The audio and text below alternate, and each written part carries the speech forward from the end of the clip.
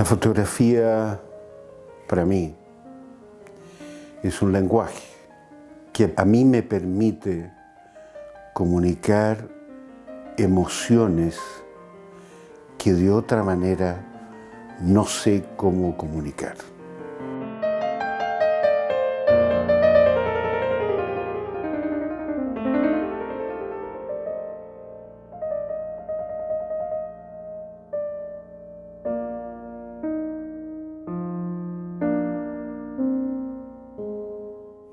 En mi vida yo creo que hay dos comienzos en la fotografía. El comienzo cuando empiezo a manejar una cámara, que es cuando me voy a ir a Francia, becado, a estudiar cine y televisión. Luego, cuando regreso un año después, empiezo a ir a los ensayos de mi grupo de teatro donde yo había actuado y dirigido, que es el Ictus, en la Sala La Comedia. Y empiezo a sacar fotos de los ensayos. Fotos que mando a revelar, porque yo no tengo laboratorio, no tengo nada. Y esas fotos las ve Jorge Díaz, el autor.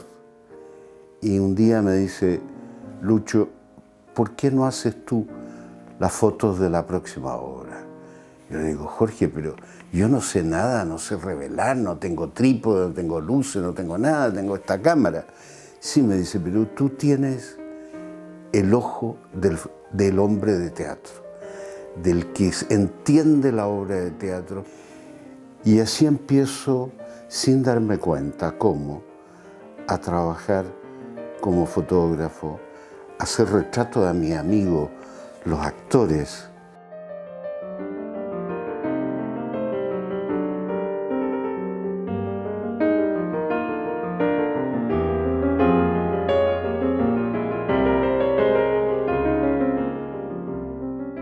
Es la única foto que yo le he puesto un nombre.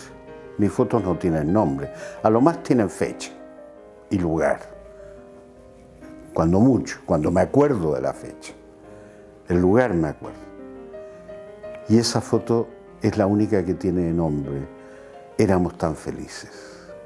Porque teníamos utopía, sueño. Pensábamos en una posibilidad de país mejor, de sociedad mejor. Y siendo jóvenes en esa época, se nos estaba empezando a tomar en cuenta. En un país que hasta hace poco era un país de viejos. Tú tenías que ser mayor para hacer algo y para que tomaran en cuenta. En ese momento, Víctor está dirigiendo una obra. Es el primer alumno egresado de la Escuela de Teatro, contratado en el Teatro de la Universidad de Chile, dirigiendo una obra de teatro. Primera vez, ¿no?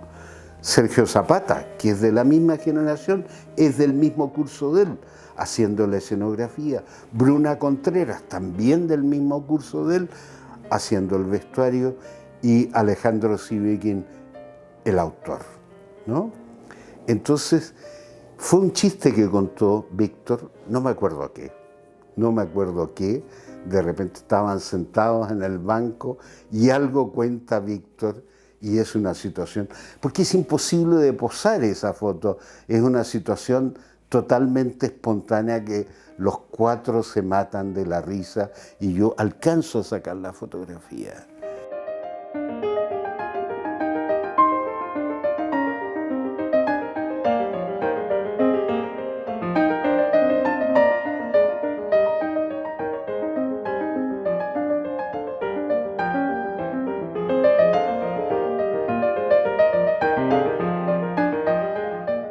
Se va aumentando los encargos, me empiezan a pagar, me puedo comprar mejor equipo y también yo de una manera muy audaz nunca rechazo un encargo, aunque no lo haya hecho nunca, y voy aprendiendo solo de la dificultad, porque no he tenido profesor, soy autodidacta. Además, en esa época no había donde estudiar fotografía. Estamos hablando del año 1964.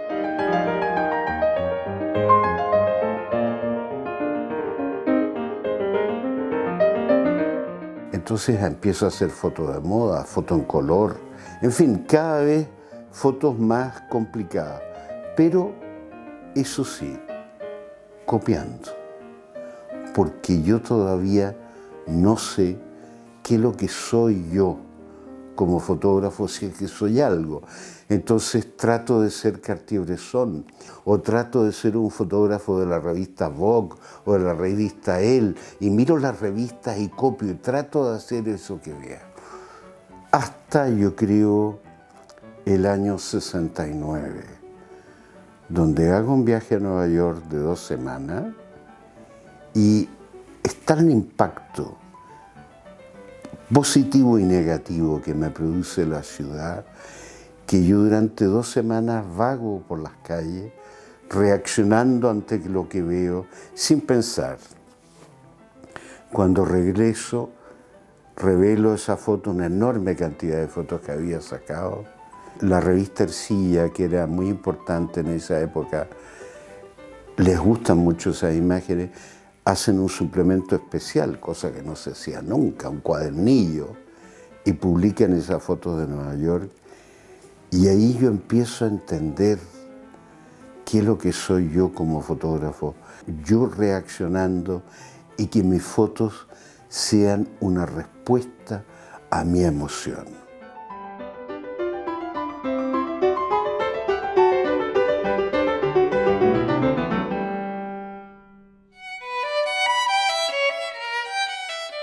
Cuando empieza el periodo de la Unidad Popular, yo empiezo a fotografiar todas las manifestaciones. No tengo encargo de nadie, nadie me pide esa foto.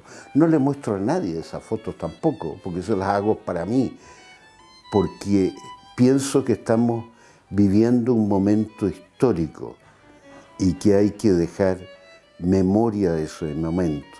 Fotografiaba el hombre anónimo de la calle. También fotografié a Allende, pero más que al dirigente, a mí me interesaba el hombre anónimo de la calle.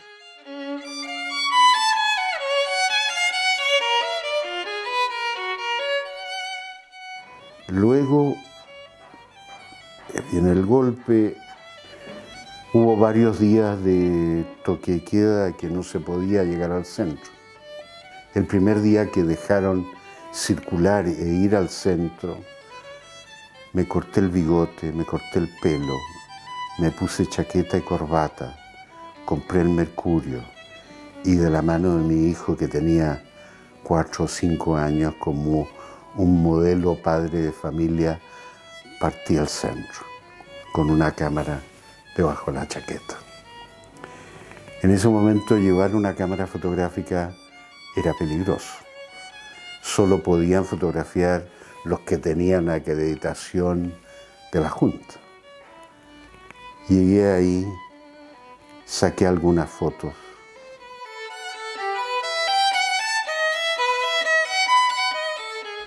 Después pasaron muchos años en que yo sabía que tenía ese negativo, pero no me podía enfrentar al momento de ampliarla. Yo creo que quizás pasaron 10 años hasta que yo pude ampliar ese negativo.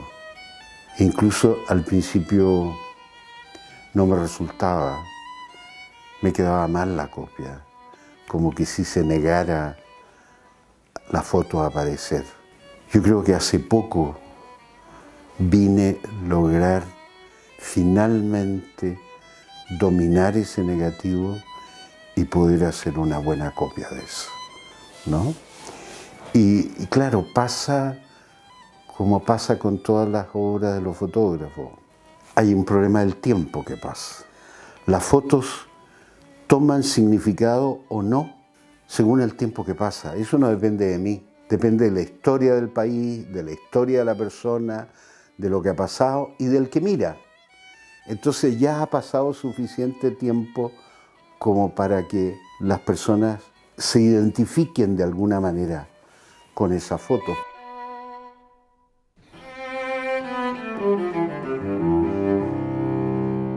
Yo parto exilado, me expulsan de la Universidad Católica, donde yo hacía clase en la Escuela de Periodismo.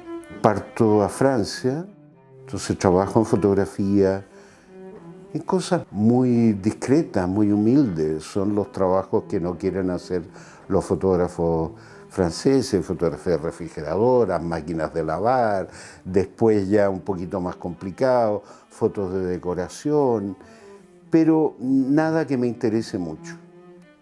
Pero me gano la vida y puedo mantener a mi familia. Estoy 2 años en Francia, 2 años muy negros, pero también negros por mí, porque yo no podía romper mi lazo con Chile y lo que estaba pasando con Chile. Entonces partimos a Barcelona. Esto era una semana o 2 semanas antes que muriera Franco. Muere Franco y se produce toda la transformación social y política en España.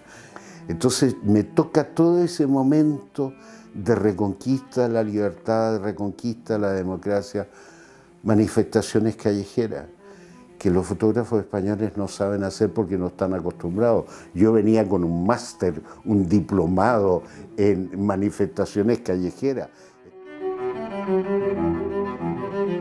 Empiezo a hacer clases de fotografía con la gente joven que está ansiosa por aprender. Yo fotografío la vida política y social de España, pero hay algo que siempre me pena. Yo no tengo nostalgia de las empanadas de la cordillera no se ve, las empanadas a veces me hacen mal, me cargan los guasos, la cueca y todo ese tipo de cosas, pero soy chileno. Entonces, ¿qué es ser chileno? ¿De qué tengo nostalgia? Yo no me doy cuenta muy bien, pero empiezan a pasar por mi casa amigos, algunos que están exilados en otros lados de Europa, otros que viven en Chile y pasan por Barcelona y van a la casa a comer, comemos, nos reímos, contamos cosas y después que termina esta comida, en esta mesa redonda, sacamos el mantel, la taza de café, yo pongo una luz y les hago un retrato. Un retrato haciendo una especie de álbum de familia, porque son personas que para mí son importantes y que yo creo que para la vida política y cultural de Chile son importantes y que no se puede olvidar. No sabemos cuánto va a durar la dictadura, pero esto no se puede olvidar. Y yo había visto en el caso de España ahí cómo dirigentes políticos y hombres y mujeres de la cultura que habían estado viviendo afuera de España habían sido olvidados. Y cuando regresaban, estas jóvenes generaciones no sabían quiénes eran. Entonces yo me dije, bueno, yo tengo que hacer memoria para las jóvenes generaciones que están viviendo en Chile, esta gente sepan quiénes son, no se olviden. Mi lenguaje en fotografía no tiene que ver con las bellas artes, tiene que ver más con el teatro, con la literatura y especialmente con la poesía. Yo he tenido más amigos poetas que amigos pintores y he tenido muy buenos diálogos y he trabajado proyectos de libro con poetas que no tienen idea de manejar una máquina fotográfica, pero pueden leer imágenes. Al mismo tiempo, la Municipalidad de Barcelona estaba preparando un homenaje para el año próximo, el año 83, a Neruda, conmemorando los 10 años de la muerte. Me piden las fotos que ellos sabían que yo tenía de Neruda. Entonces yo digo, sí, pero me faltan fotos de la casa. Tengo muy pocas fotos de la casa. Y pasa por Barcelona Matilde Urrutia, la viuda, a quien yo conocía. Hablo con ella y le digo, Matilde, yo quiero ir a Chile ahora, tengo pasaporte español y quiero ir a fotografiar la casa de Isla Negra porque yo me acuerdo de esa casa. Y esa casa es muy importante junto con los retratos de Neruda. Entonces ella me dice, es que está cerrada por orden de un juez, no se puede entrar.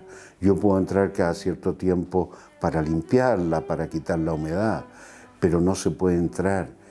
Y además, la casa de Isla Negra es muy dolorosa para mí porque tiene todo el recuerdo de Neruda. Déjame pensarlo. Al mes o 2 meses voy caminando por una calle cerca de donde vivía, hay una agencia de viaje y veo un letrero que dice viajes charter a Chile.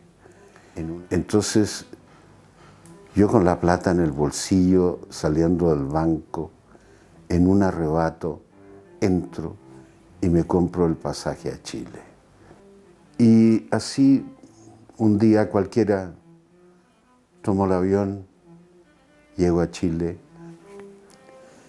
llego a una ciudad donde no me está esperando nadie, donde nadie sabe que estoy, tomo un taxi y me voy al departamento de mi madre, que casi se muere cuando me ve.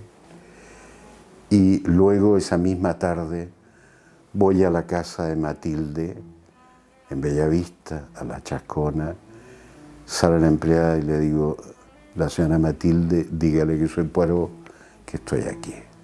Me hace pasar y me dice, eres bien porfiado tú, ¿ah?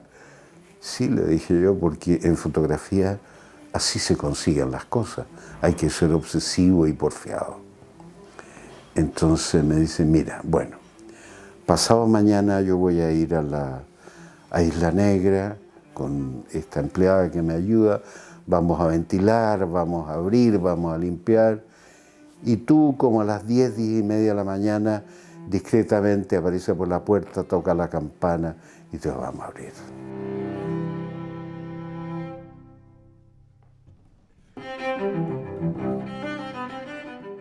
Llegué, tomé un café con ella, bueno, me dijo, haz lo que quieras. Se fue a su dormitorio en el segundo piso. Yo pedí que me abrieran las persianas. Era un día de invierno, julio. Y empecé a sentir toda la presencia del ausente. Esos lugares que quedan teñidos de la presencia de una persona. Y a veces me sentaba, miraba, esperaba la luz, me acordaba de lo que había visto en esa casa, de la presencia de Neruda. Lloré más de una vez y comencé a fotografiar.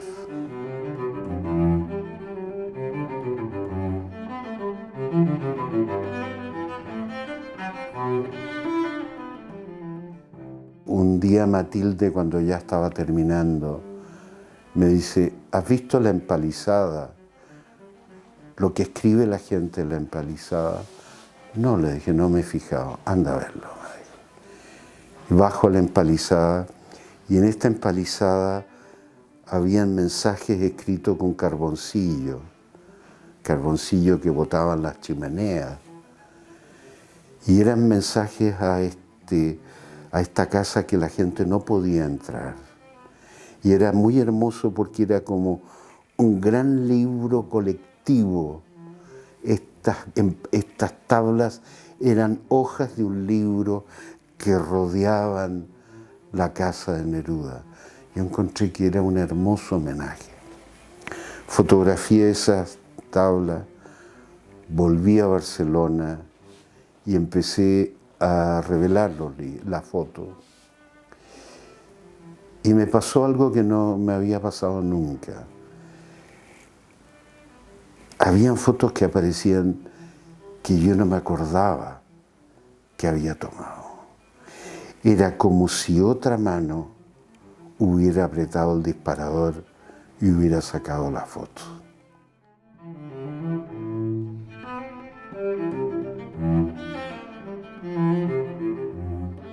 Al año siguiente volví a comprar un pasaje en Spantax, llegué a Santiago, ya venía con las fotos ampliadas, se las mostré a Matilde.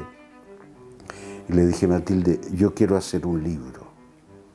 No sé cómo, no sé quién, pero a partir de esta idea yo quiero hacer un libro con el recuerdo de Neruda. Entonces me dio la llave de la casa de Valparaíso y me dijo, esa casa está robada, violentada, violada, y yo no la quiero reconstruir porque quiero que quede como testimonio de la barbarie. Anda.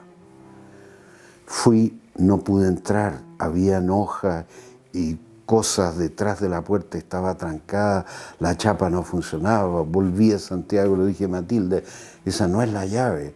Entonces me dijo, espérate, y volvió con un manojo enorme de llaves, me dijo, estas son todas las llaves que tengo en la vida, una de esas tiene que ser, vuelve. Volví, entré y la casa estaba destruida, robada, violada, como ella había dicho. Había ropa en el suelo, pedazos de carta, objetos, era una casa robada.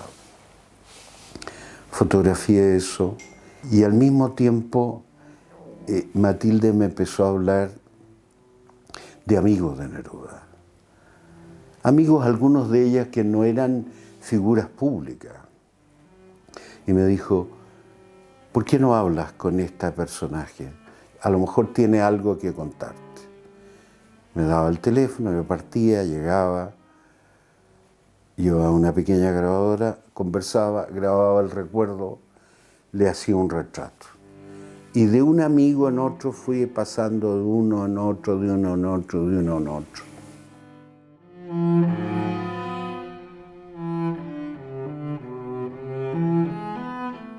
Volví a Barcelona de nuevo con todo este material, seguí trabajando.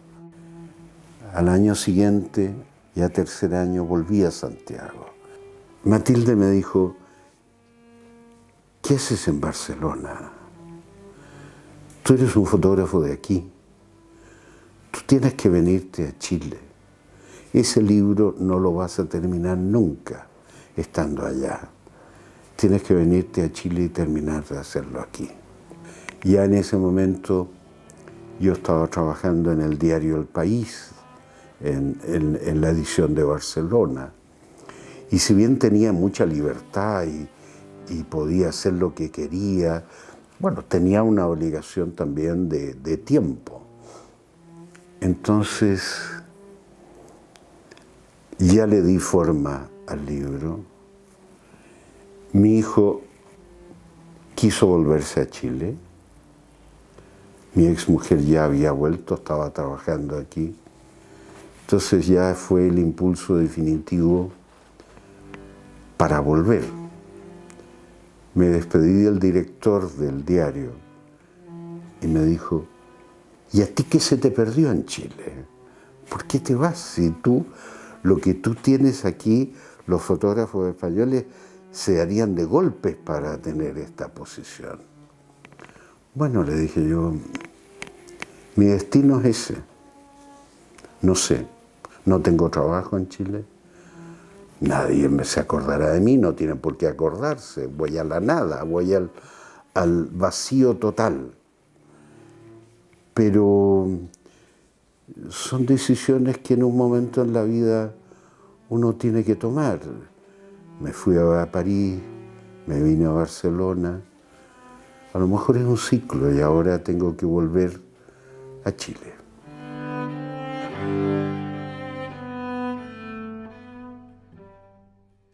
Y llegué a Chile el 3 de marzo de 1985, el día del terremoto.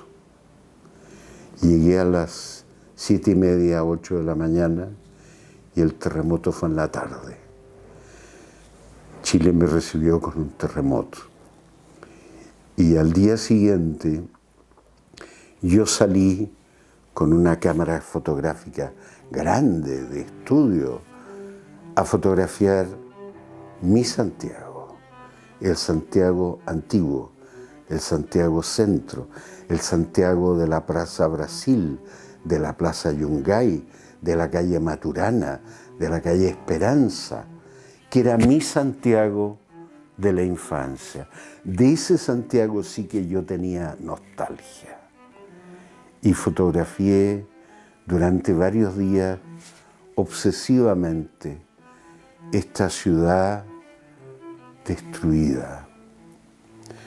Pero me di cuenta después que yo no estaba fotografiando el terremoto.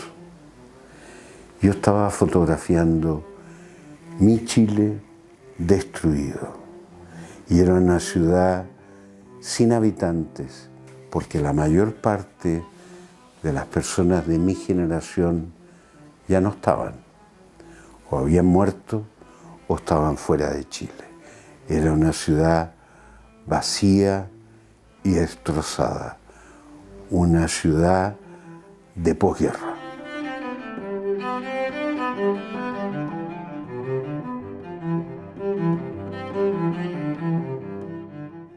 Tuve que empezar a entender este país que yo no conocía, este país nuevo para mí. Y así lentamente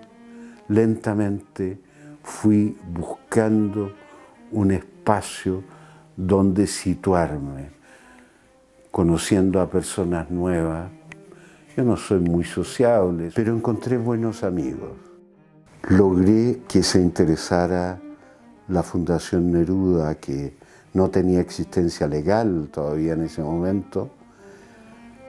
Hicimos una primera edición del libro sobre Neruda con un título maravilloso que me regaló un amigo español, un periodista español, Neruda, retratar la ausencia. Porque ahí en esa frase contradictoria está todo el sentido del libro. Tú puedes fotografiar la ausencia cuando la persona no está ausente. Y no está ausente en la obra que deja y en el recuerdo en las personas. Entonces logré publicar ese libro. Se hicieron 500 ejemplares impresos de una manera casi clandestina. Se vendieron entre amigos, no llegó a librería aquí. Y un día partí con un ejemplar de esos a Estados Unidos, a Nueva York, con el sueño loco de publicarlo en Estados Unidos. Todos me decían, pero no, eso es imposible, si tú no tienes agente, no tienes abogado, nadie te conoce. Bueno, no importa, voy a probar. Y fui, me alojó un amigo en el sofá del living de su casa y yo empecé a llamar por teléfono a las editoriales que sabía que publicaban libros con fotografía y a la tercera o cuarta llamada me dieron una cita, me dieron 2 citas. Fui a la primera a las 9 de la mañana, lo miró, me dijo, sí, muy interesante, está fuera de nuestra línea, cuando tenga otro libro, venga a verme. Adiós. Fui a la otra editorial y ahí 15 minutos, 20 minutos, llaman el editor a otros tipos, hablan de costos, de precios, y me dice, sí, lo vamos a hacer. Ven, mañana vamos a estudiar el contrato, qué sé yo, todo lo demás. Llego al día siguiente, me dice, sí, lo vamos a hacer, tenemos un contrato, el libro se va a vender en tanto, qué sé yo, tus derechos de autor y el adelanto son tanto, y me entregan un cheque. Yo no lo podía creer. Y él me dijo, ese editor maravilloso, Jim Mears, que murió hace unos meses, me dijo, mira, este libro no va a ser un bestseller, pero va a ser un long seller. Se va a vender a través del tiempo y yo nunca lo voy a sacar a liquidación. Es un libro raro. Va a ser un clásico. Se publicó en Estados Unidos y se reeditó durante 28 años. Es un récord. Los libros en Estados Unidos duran, de fotografía sobre todo, duran 6 meses. Porque hay que hacer espacio en las librerías, porque se publica tanto que no pueden mantenerse. Me ha acompañado toda la vida. Yo he tratado de liberarme a veces de la figura de Neruda, ¿no? Pero siempre vuelve y me piden exposiciones o me piden este libro.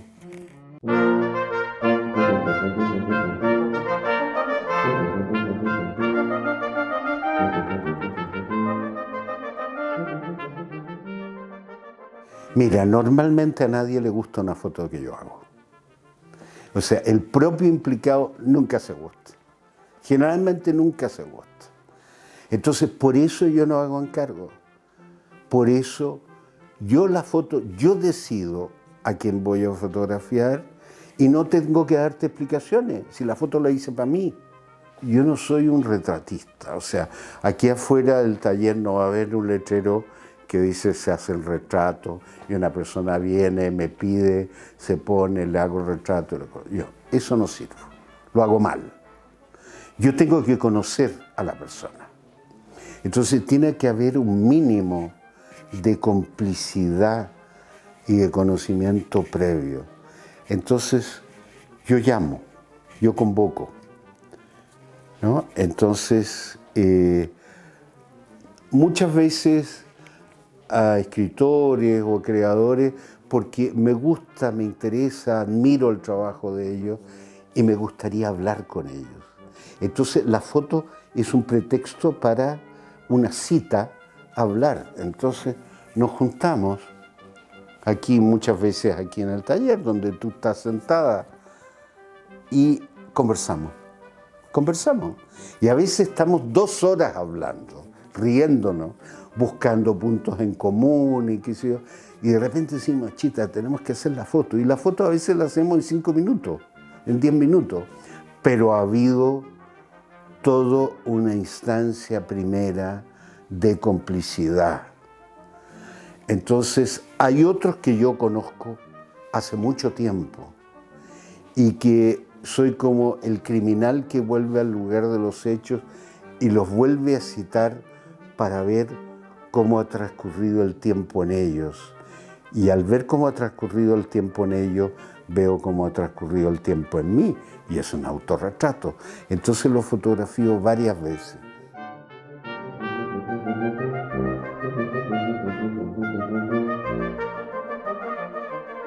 Después me dijo, me carga esa foto. ¿Por qué? Le dije. Porque estoy de pijo disfrazado de guaso, me dijo, con un poncho. Nicanor, el poncho te lo pusiste tú, yo no te dije nada. A ti te dio frío y te pusiste un poncho y andabas con corbata y con terno porque venías de hacer clase o no sé qué. Yo no te dije nada.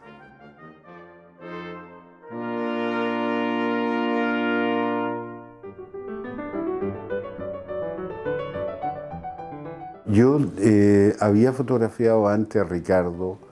Durante la presidencia no lo fotografié en la campaña. Entonces yo dije, quiero hacer un retrato del último día, el presidente cesante, 1 hora o media hora antes que entregue la banda presidencial. Me dio acceso y yo llegué a un escritorio sin papeles, sin secretaria, que no le contestaba a nadie al teléfono, que él tenía que tomar el teléfono. Presidente cesante, el fin. O sea, el presidente de la República está siempre rodeado de una corte de los milagros alrededor de él, que le piden y qué sé yo, todo lo demás. Bueno, pero el señor que ya entrega la banda ya no le interesa a nadie. Está solo. Hay un ligero desamparo, yo creo, en esa imagen. Porque yo creo que él se pregunta, ¿y ahora qué? ¿A dónde voy? Es un futuro incierto. Él que es un hombre tan seguro de sí mismo.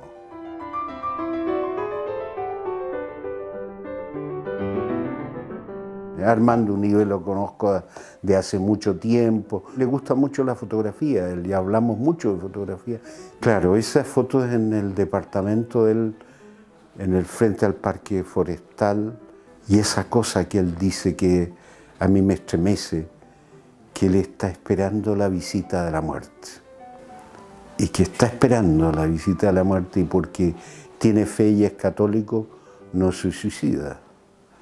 Entonces, esa cosa tan fuerte que tiene él, yo dije, yo tengo que dar cuenta de eso. ¿Cómo dais cuenta la fortaleza de este hombre que habla de estas cosas que nadie quiere hablar?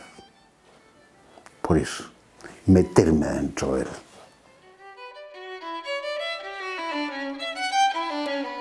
Y hay otros que he fotografiado, sabiendo que están enfermos, sabiendo a dónde van, poco antes de morir.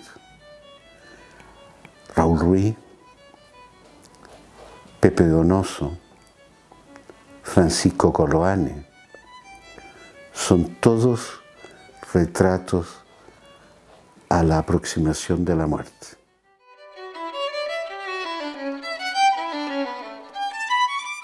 El retrato de Raúl Ruiz me produjo, lo hice aquí también.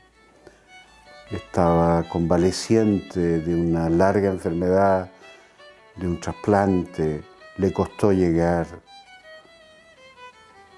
Yo sabía y él sabía que quedaba poco tiempo. Y después de habernos reído mucho tiempo, mucho rato, llegó el momento de hacer la foto y miró de una manera, me regaló una mirada del hombre que sabe para dónde va y que no se cuenta historia. Y yo lo sentía eso. Eso fue muy doloroso para mí. Fue muy doloroso hacer la copia. Me cuesta mucho hacer esa ampliación.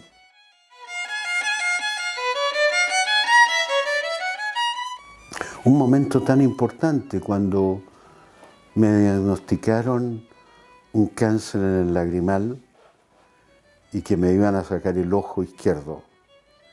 Y era una operación muy terrible y que era un cáncer que se podía traspasar a la cabeza y yo no sabía si iba a vivir.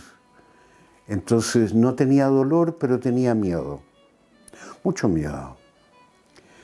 Entonces la fotografía era la forma de dominar o sacar el miedo.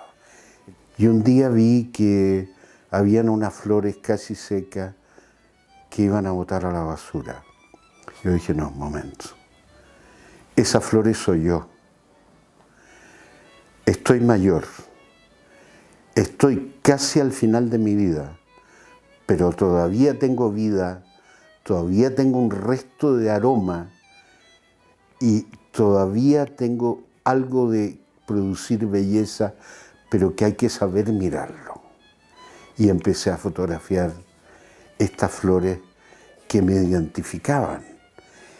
Estas arrugas de las flores eran las arrugas de mi vejez, de mi rostro. Era también aceptar no solo la enfermedad, sino que era un hombre mayor. Y las cicatrices que ellas tenían eran las cicatrices que tenía mi cuerpo. Entonces, yo que no había fotografiado nunca una flor, me puse a fotografiar estas flores. Hasta que un amigo pintor que vive en Alemania supo esto y me dijo, Lucho, para, no lo hagas más, porque estás convocando a la muerte. Cierra esa etapa. Terminé las flores, hice una serie que se llama Efémera.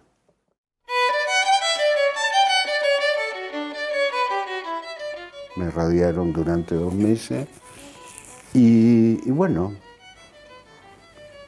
y parece que salí, no se sabe. El cáncer tampoco sabes tú nunca si mañana va a volver, pero me permitió en ese momento, yo dije, si yo salgo de esta, voy a decir que no a lo que no me interesa y voy a hacer en el tiempo que me queda de yapa, que no sé cuánto es, voy a hacer las fotos que a mí me interesan.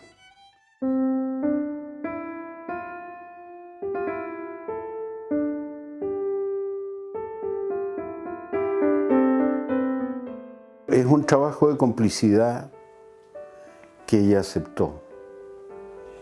Ella también me propone. No es una persona, no es algo pasivo, sino hay un diálogo entre los dos. Y es distinta la foto que le hago ahora que la foto que hice hace 14 o 15 años atrás. Es distinta a ella y es distinto a yo y es distinta a la fotografía.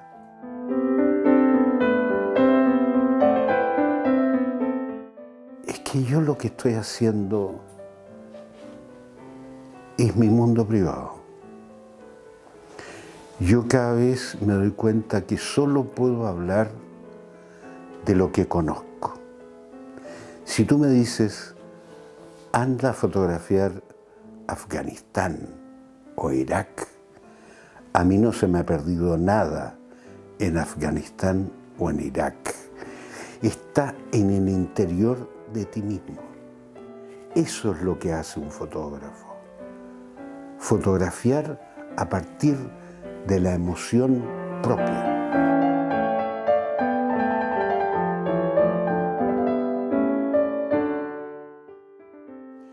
Uno de los primeros ejercicios que yo les encargo a los alumnos que vienen al taller, fotografíen a sus padres.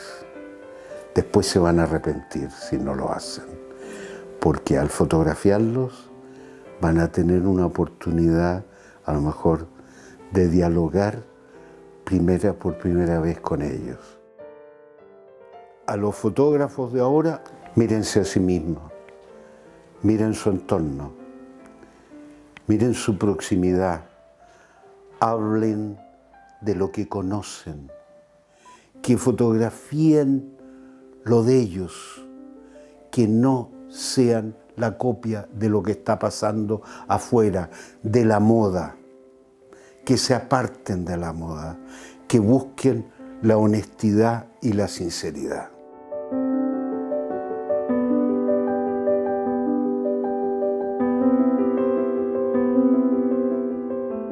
Yo quiero que de una vez por todas se haga una historia de la fotografía en Chile de verdad y que recuperemos el patrimonio fotográfico de autores que han muerto, desaparecido y que está disperso y olvidado. Que hagamos acopio y recuperemos eso que nos pertenece a todos.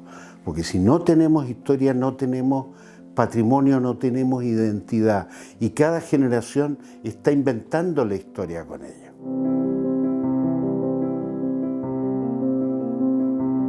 Me falta profundizar en el oficio también, en la artesanía. Cuando entro al laboratorio y hago una copia, yo sé que el material puede producir una mejor copia de la que yo estoy haciendo. Es una lucha, es una pelea y nunca quedo totalmente conforme. Sé que se podría hacer mejor. No he llegado nunca hasta ahora a una copia, a una ampliación que yo diga, sí, aquí estoy 100% contento. Es una aproximación, nunca llego.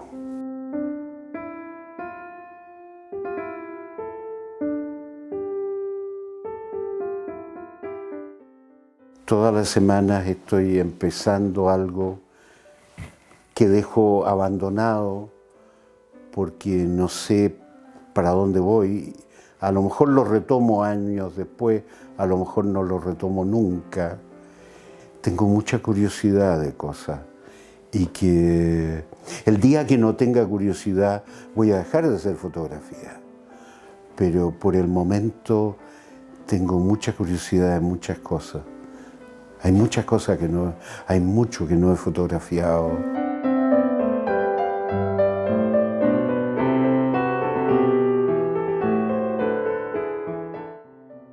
tratado de trabajar en la memoria de los lugares y de las personas.